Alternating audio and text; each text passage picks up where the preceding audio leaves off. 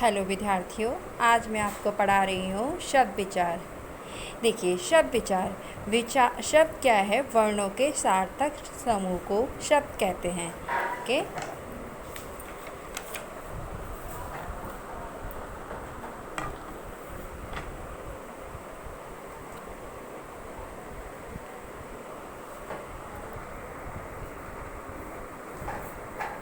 शब्दों का वर्गीकरण।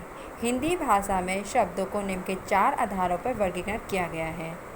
उत्पत्ति के आधार पर, रचना बनावट के आधार पर, प्रयोग के आधार पर और अर्थ के आधार पर। उत्पत्ति के आधार पर शब्दों का वर्गीकरण किसी शब्द का जन्म कहाँ से हुआ अथवा उसका स्रोत क्या है, ये शब्द की उत्पत्ति या उसका इतिहास कहलाता है। स्वर्ण संधि: तत्सम, तद्भव, देशज, विदेशी।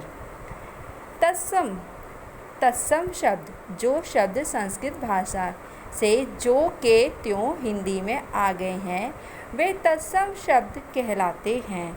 जैसे श्वास, सत्य, चंद्र आदि। तद्भव शब्द, जो शब्द हिंदी शब्द के परिवर्तित रूप में हिंदी में प्रचलित हुए हैं, वे तद्भव शब्द कहलाते हैं।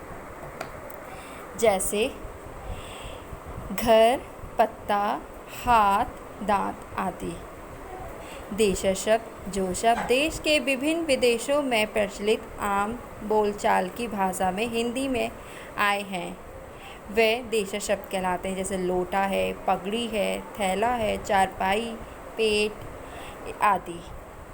विदेशी शब्द, जो शब्द हिंदी या संस्कृत के नहीं हैं बल्कि अंग्रेजी, अरबी, फारसी और आदि हैं, विदेशी भाषाओं में हिंदी में आए हैं, वे विदेशी शब्द कहलाते हैं। जैसे डायरी, ट्रेन, गैस, मशीन अंग्रेज़ी में, अरबी में नकल, अमीर, किताब आदि।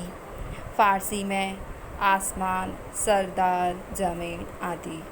और पुर्तगाली में बाल्टी, तम्बाकू, फीता, चाबी आदि। रचना बनावट के आधार पर शब्दों का वर्गीकरण। रचना बनावट के आधार पर 3 प्रकार हैं: ऋण शब्द, यौगिक शब्द और योग ऋण शब्द। ऋण शब्द वे शब्द जो किसी विशेष अर्थ में प्रयोग होते चले आ रहे हैं और जिनके टुकड़े करने पर कोई अर्थ नहीं निकलता, वे ऋण शब्द कहलाते हैं।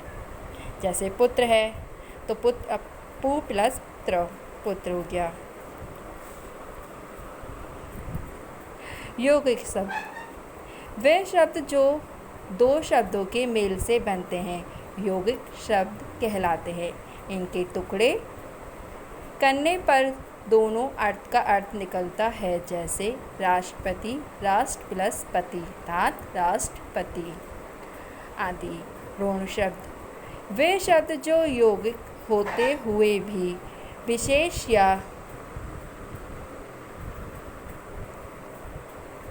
या परंपरागत अर्थ देते हैं, ऋण शब्द कहलाते हैं। इनके भी सार्थक दंड टुकड़े किए जा सकते हैं। जैसे दशानंद, 10 प्लस आनंद, 10 आनो अर्थात सिरों वाला अर्थात रावण।